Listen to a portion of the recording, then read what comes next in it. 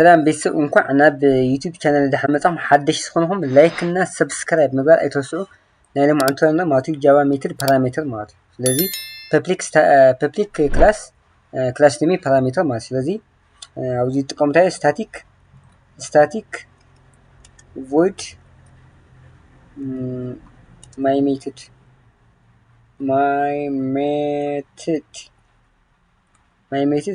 followed by parenthesis ካው ካሬ ብሬስ ኦፕን ገበር ማለት እሺ ኣብዚያ ባይዘው እዚያ ንምብራር ኣዛክል ማለት ስታቲክ ማለት ስታቲክ belongs the method ማለት ነው the method belongs to the main class ማለት ኦኬ ያ ኢንተር ደግሞ እሺ አጽለ ኢንተር ይለ ማለት void ማለት ነው void ማለት ነው the method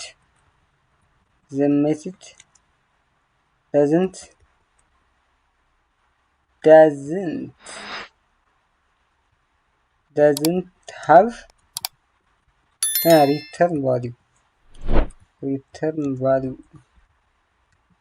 return value ማለት ነው እሺ አጽላካ my method ማለት ነው my method ማለት ማለት ነው is the name of the method ማለት ኦኬ አውዛ ፓራንትስ ገርና ሜትድ ኔም ነው ማለት ከዚ እንታን ገምስኩም ሲስ እሺ ኣብዚ ለምሳሌ ፕሪንት ንጎሮ ማለት አውትፑት ና ሲስተም እሺ I learn Java with you I learn Java with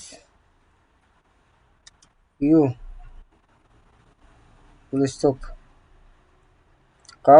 ካዛ ካሊብሬት ካዛ ናሚትድ ኔም ማለት ዘላ ካሊብሬስ ወጪና ማለት ልክ ናይ ጃቫ ሳይንቲክስ ነው ማለት ፐብሊክ ስታቲክ void main ዝብል ማለት አም ስንጻሕና ኮድ ዘ ሜትድ ኔም እንታይ ዝብል ናይ ሜትድ ካብ followed by parenthesis from ስገርና and with semicolon ማለት እዚያ ተማተ ባይዞ እዚያ ሜትድ ኔም followed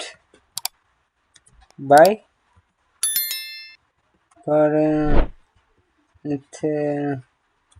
parenthesis with what with semicolon ማለት እዚያ ማለት እሺ ሐዘ ራን ክንገብርሞ ራን አውትፑት ነታንረክ ማለት ያ I learn Java with you ዝብል አውትፑት ነርከልና ማለት እዚ ታዩ ሜትድ ማለት ጃቫ ሜትድ እዩ ሓዝ ካላም ንኽን ማለት ፓራሜትር ማለት ከዛ ኣብ ውሽጢ ሜትድ ማለት ፓራሜትር ክንእቱ ማለት ኣብነት ከዚ ዳታ ታይፕና ስትሪንግ ዝኾነ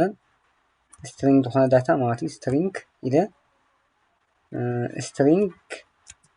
first name ደግሞ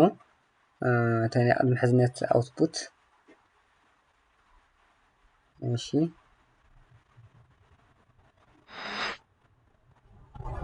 first name ኢለ ኣብዚ ለምሳሌ ሪፈረንስ ወይ ደግሞ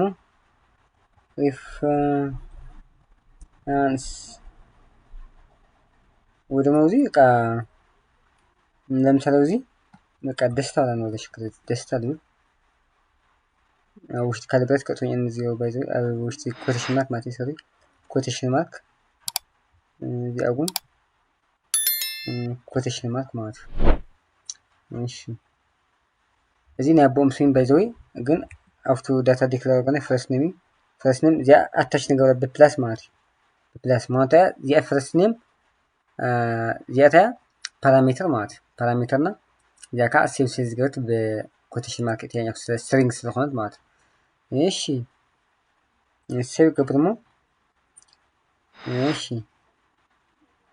ኣብዚ አርጉመንት ኢንተር ገብር እነዚህ አርጉመንት ማለት እዩ ኣብዚ ለምሳሌ አዳስ ልትሉ እሺ ያ ኮፒ ፔስት ከራሙ ኮፒ ፔስት እንፈዋ እሺ ኢንተር ፔስት አዝውን ኢንተር ኢለ ፔስት እሺ ናምነ ሰውዚ ኣብዚ ባይዘ በኮቴሽን ማርክ ኮሚው ማለት ስትሪንግ ስለሆነ ማለት እዩ እሺ እሺ برهان قلنا ويفقع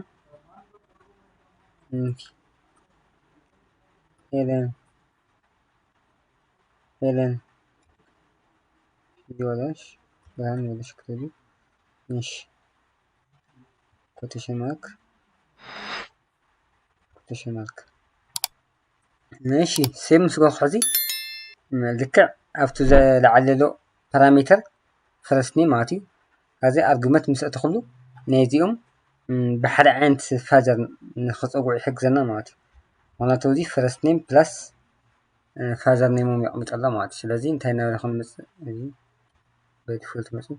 ماشي هذين نيزيوم سن بحر فاجر نيم يسوع ماتي كل يكبر ماتي خلاص ران قبرمو دي كتفو ران رام حزي حدش دستا برهان دستا هيلن دستا ازي سبيسي امتى سبيس كتبوا مسيكم ما اتاش تقبل صدهم زيا سبيس توامو يقول سبيس كاو سي مسكوهم ران قلوا ران مش هذا لكم كان دي عند مثلا هذا ما تخلي كعا خلي بارامتر كنسختينا ماتي لامنت ايج بارامتر نسختنا كوماند قمو ايج ለምሳሌ ስለሆነ ዲክላር ኢንተጀር እንጥቀም ማለት እዩ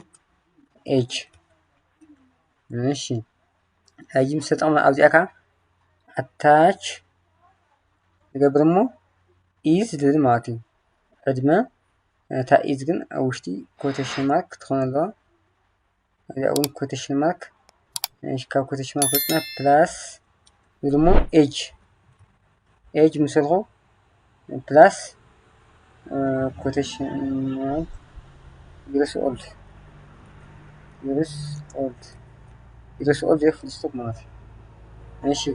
ካዚ ፓራሜትር እዚ ኢንት ኤጅ ዝተጠቀምኩ ኣብ አርጉመንት ናይቶም ስቱደንት ኤጅን ክእትኝ ነው ማለት እዩ ኣንተ እዚ ሓደስ እሺ 19 ማለት ነምበር እዩ ኮቴሽን ማርክ ኣይልን ብርሃን ዝከዓ 28 እሺ ለንቱ ካ ኮማ ኢለ ማለት እዩ 15 እሺ ሴቭ እንቆረሞ እሺ ስክራን ገብረ ነራን ያ አዳሽ ደስታ ኢዝ 19 years old ከም ደስታ ኢዝ 28 years old ሄለን ደስታ ኢዝ 15 years old እዚያ ኢዝ እና ኤጅ እና ያ دلوا سبيس خلص خلنا سبيس يودن ስለዚህ خلص خلنا سبيس نكلوا ماتي سبيس شو يقول سبيس نومو اوكي سبيس ايش سيف انا حاجه كقبل يا اوف كورس زين تحكم مثلا لما ስለዚህ ጃቫ ሜተድ ፓራሜትር ቱቶሪያል እዚ መስል ላይክ እና ሰብስክራይብ ኣይተስዑ ናይ ልምዓንቲ ቱቶር ኣብዚ ኣክል ሕቶት ለኩም ኣብ ኮሜንት ሴክሽን ምቕማጥ ይከኣል እዩ ማለት እዩ ናይ ልምዓንቲ ቱቶርና ኣብዚ ኣክል ቀጻሊ ብኻሊእ ቱቶር ስካብ ንኽስካብ ሽዑ ሓንፅንሑ ቻው